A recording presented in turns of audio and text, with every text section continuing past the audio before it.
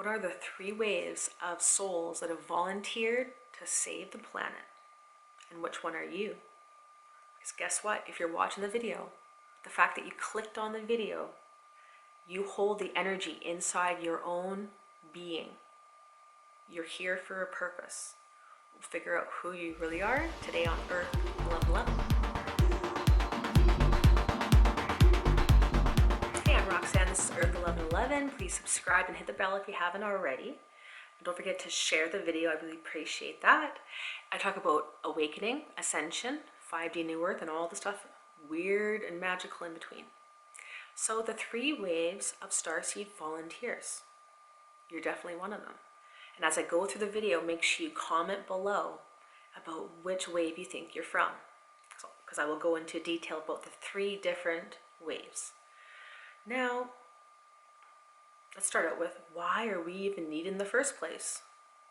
Why are these volunteers needed? Well, of course, you know, we can look around the past year, 2020, and see, okay, well, there's some stuff going down. But what we see out there is literally nothing compared to the truth, the wholeness of the entire plan of what's going on and what is occurring on Earth right now. We are a planet of free will, which means that outside forces, our angels, our galactics, Galactic Federation of Light, and different teams that govern what goes on Earth, they are not allowed to come and interfere with the evolution of our civilization and the way that we exist, our free will. So they can't just show up and say, everyone, you're being little bad boys and girls. You all need to do this. They can't do that. So instead we need to evolve independently, separate from outside aspects. And again, remember, everything out there is inside you. So you are actually just experiencing a hologram. Subscribe and hit the bell, because I'm going to talk about the entire ascension process in detail with diagrams and things like that. I'll be drawing out the 3rd dimensional matrix for 4D, 5D, 6D, and beyond. So you're not going to want to miss out on that. Okay, back to this. So we are existing in free will, but we are on a path of destruction, right? It's not hard to look around and see what's going on the planet. Who's doing it? Humans. So we are evolving, but in that same way destroying the planet. And the breaking point was the 2 atomic bombs that were detonated after World War II.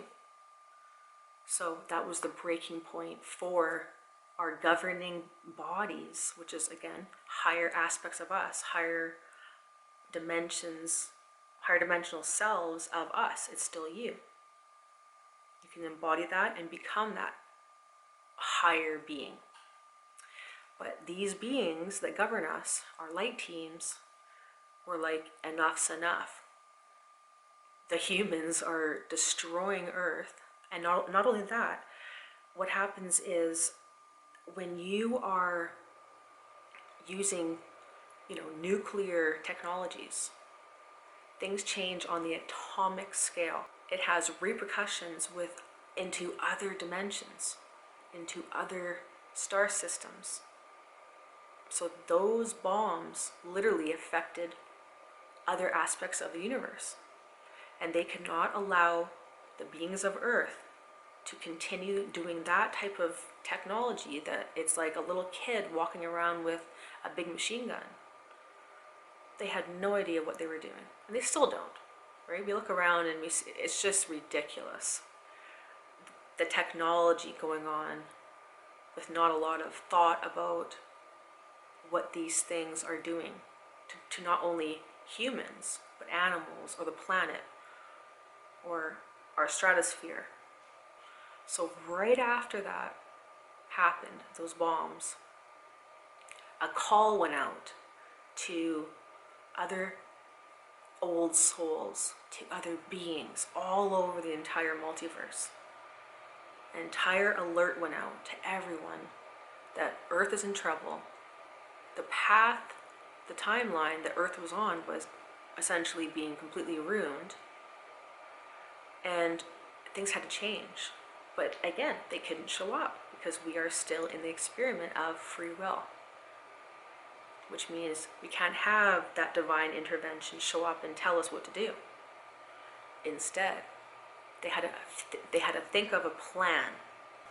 Their plan, they needed to have these old souls volunteer to be born as humans, incarnated, just like everyone else, but with more light, more connection to source, to their light, to the planet, to everything.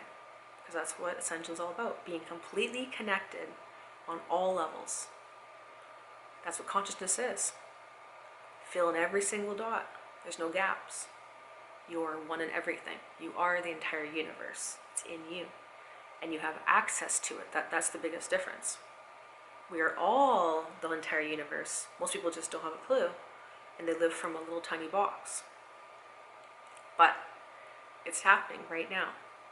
We are going through an evolution of consciousness because of all these beings showing up that had to be born to change the frequency and the vibration and the consciousness level of the humans of this planet without having to destroy the planet and start again the experiment of duality and of evolution. Remember, everything, the Creator just wants to know itself. And if Creator, God, Source Energy, everything, oneness, if it just hung out in the light, it would know everything. It wants to know every nook and cranny of every single thing of itself. So what happens? Creates duality, creates good and bad, creates these different experiments. The experiment of Earth, which is, we are now heading into the golden age. It's going to be all different very soon because of you. Now let's get into the 3 waves of starseed volunteers. The first wave was born in the late 40s, 50s, and 60s typically. Now these beings, we can call them Indigo Souls. There is still Indigo Souls still coming in smaller numbers even to this day. But the mass majority of the starseeds that came in at that time were Indigo warriors. Now, the reason for that is they had that knowingness. Their third eye and their throat were activated. That's the indigo ray. Now that is a being that is able to know truth from a lie. Just feel it in their gut. And also can see through all the facade and get right down to the root of something. They have great vision. They're visionary. They have that warrior aspect to them. So they're not someone that's going to hide from injustices going on in the world. They're someone that's going to stand up for it. And because of course, they also have their throat activated. That means they're going to speak their truth. They're going to stand up and protest. And this is, of course, what we saw in the 60s. With a lot of these people protesting against what was going on. The massive amounts of corruption, of greed, of destruction to the environment. All the different things literally began in the 60s when, of course, these beings that were born in the late 40s and 50s started coming of age. So, again, it doesn't matter if they're a woman or a man. Their masculine mind is what they really resonate with the most. So it's not so much feeling, it's more the thinking, the knowing, the analyzing, the speaking. That's what the indigo warrior is. But right now, because we're going through ascension of the entire planet, you also need to be ascending to the next level, which is balancing your masculine mind that's overactive with more feminine energy, more creativity, more nurturing, more calm, more receiving, more listening. Because otherwise you're going to just be so, especially right now, like I said, the energy really shifted into Aquarian energy, which is of the mind, an air element, which is fast. It gets you constantly activated in the mind. And if you're already someone who's already in the mind thinking, this can really get you off balance. You can really get yourself exhausted. You can really have what they call mental health issues. Again, I don't believe in that at all, but mental health issues as far as you constantly have those thoughts you can't shut off, your mind's overreactive, you can't sleep, you're hyper. So if you're an indigo, it's really time to start matching that. Again, this is a gift, but you need to be in balance, because this can also take you way up into expansion, way up where you don't have a ground. You're not in your body, you're not taking care of your body, you're not worrying about your body's needs or your emotional needs. You're not taking that time out to calm yourself. You're constantly agitated because you're so pissed off about a lot of things that are going on, of course, in the world. If you're someone who is a second waver, you are going to be more crystal, which means more in the feminine energy, more anchored in the heart. You're going to feel everything. Now, these beings are typically born in more the 70s and 80s, because we need to wait for the indigos to come in first to raise the frequency, to raise the vibration, to start speaking out, to get people to start waking up before the crystals can come in, because it would have just been way too traumatic and dense for a crystal to come in, a second waver, until around the 70s and 80s. And this is because the crystals have such an anchored heart-based field that they feel everything. A crystal's field is so large. When they're anchored in their heart, when they're centered, they are like a shining star, spewing their energy onto everyone. Everyone has to level up. It doesn't matter where they are. Their field is so expansive, blocks or kilometers wide, that they affect everyone just by being somewhere. They affect the grid. They affect everyone around them. They affect a building, a place. But if they're not centered in their heart, if they're off, if they're someone who has had a lot of trauma growing up, which again, of course, many of us have, then they're not going to be centered in their heart. They're going to be more in their mind or off balance. Now, what happens then is a crystal can become a black hole. Instead of a star, shining their light for everyone to feel, cleansing and purifying a place, raising the vibration just by being there, they take on everything into their field. And again, I have years experience like this too as well. You become a black hole and you bring into your field everything, because you're not in the center of your field. If you're in the center, you're a Taurus field in perfection.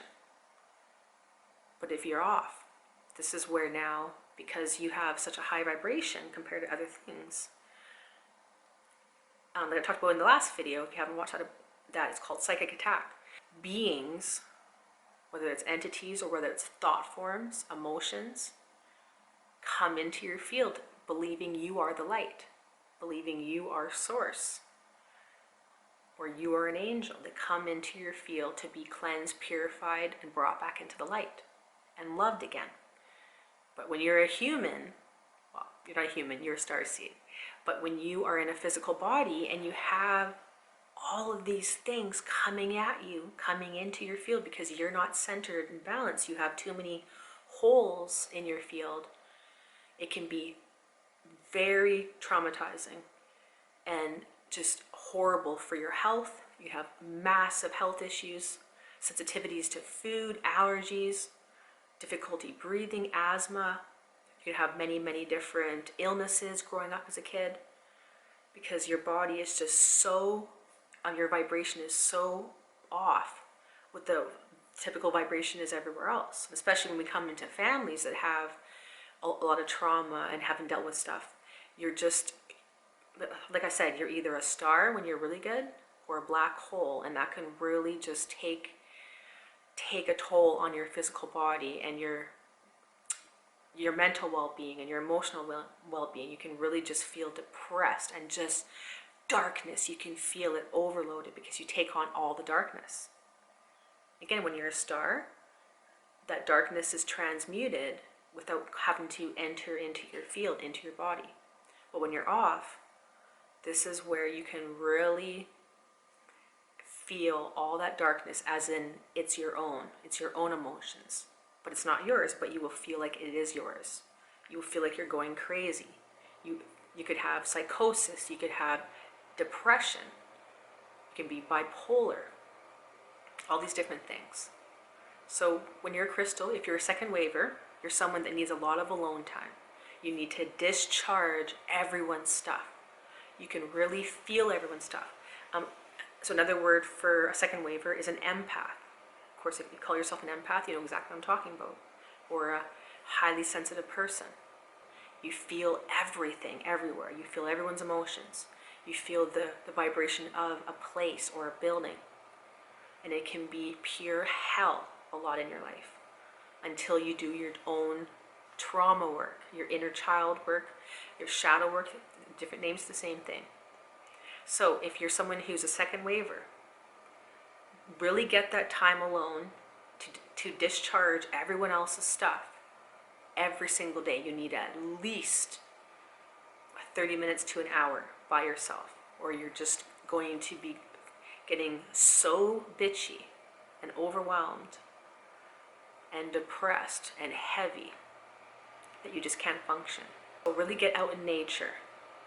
You need that energy to build a match, and you can raise your vibration just by going into nature, because nature is higher vibrational than you. It's in perfection.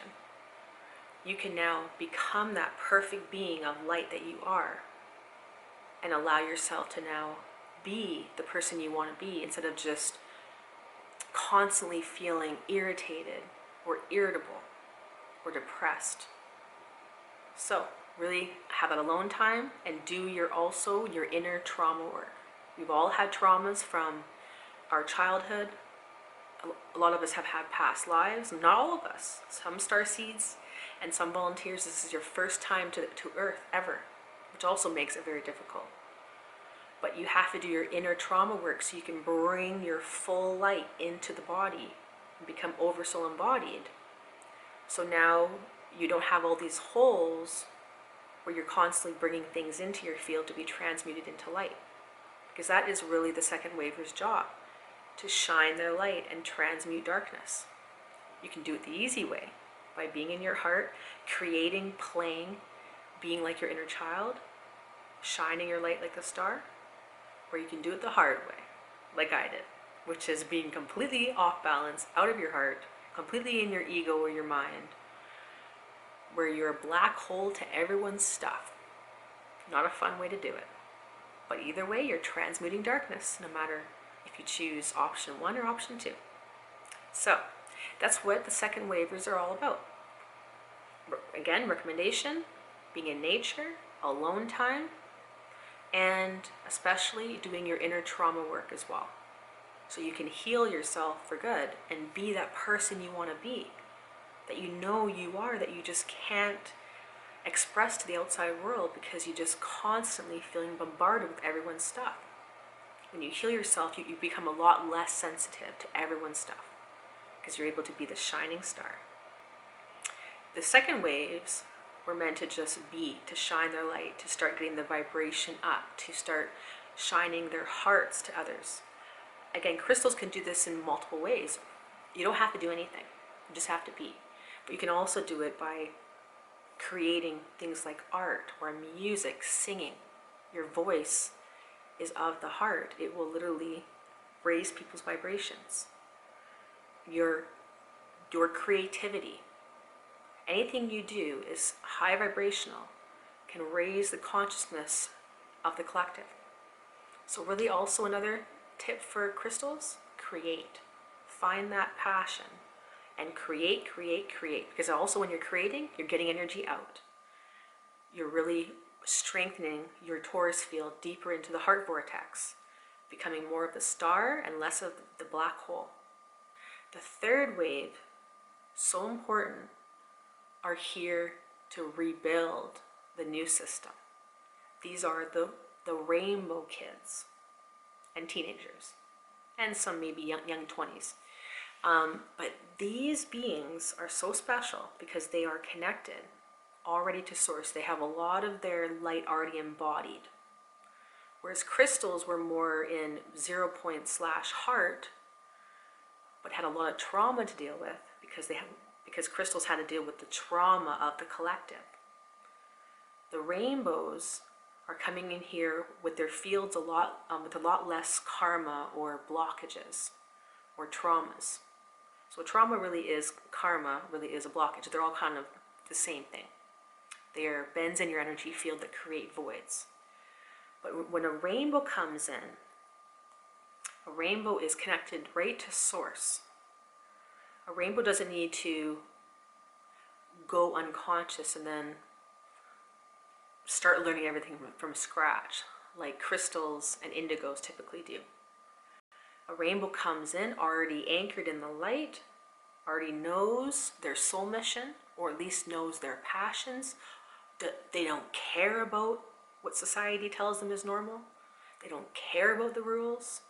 They just know, and they have a real strong passion or knowingness about why they are here or what they're meant to do or what is important. So, rainbow kids, and again, every child being born right now is a rainbow or crystal. Again, the odd indigo. But typically, all of them, though, are new earth kids. Kids that are coming in with higher vibrations, higher consciousness levels, already knowing. And you can see this. You can look in their eyes and you can see that depth. They are so deep. These are old souls. And you can also see just with the way that they are, they're carefree. They don't care. I remember when I was a kid, everyone was freaked out, embarrassed to do anything. What if they get made fun of? Kids nowadays don't care. They shine that light right from themselves, right from source. And they're so connected to knowing what is right and wrong. They know because they're already awake. So, I'm also going to be actually, before I get any further onto the rainbows, quick thing. I'm starting a new YouTube channel called Child1111. Just like Earth1111, Child1111.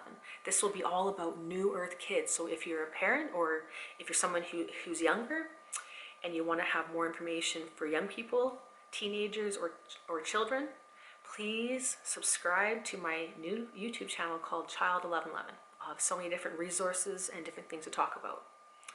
So back to rainbow kids. These kids they're geniuses in a certain thing. So not all of them might be, at genius level with every single thing in their life, but a lot of them might have a genius level ability to paint, or with math, or with anything. They have a passion. They want to help animals. They want to help kids. They want to help the environment. They have a passion. So if you're a parent to one of these children, they're so special. You really need to nurture that. Of course, get them that minimum education. But if there's someone that really has a passion, you have to support that. You have to allow time for them to develop that gift, because that is their soul mission. They came here with a knowingness of they are here to rebuild a new earth based on principles of unity consciousness and love and light and fairness and equality and freedom. This is what they're here to do. These kids are going to be leading the way. They're going to be teaching you so much. Be open to what they're saying. Really just know it inside yourself that these kids have a knowingness. They know what is right and wrong. Their minds are going to be so advanced compared to us and our generations. They're going to be literally rebuilding this earth from the ground up, because right now it's being dismantled. The old system the plan is working. We are dismantling the old system and rebuilding new earth from the inside out. You are one of the new earth volunteers. So remember, these are all different levels of ascension and activation and levels of oversoul embodiment. Which wave are you? Please comment below. Please share the video with as many people as you can. Share the light and like, and don't forget to subscribe and hit the bell if you haven't already. I'm Roxanne. We'll see you soon on Earth 1111. I'll be talking about the whole ascension process.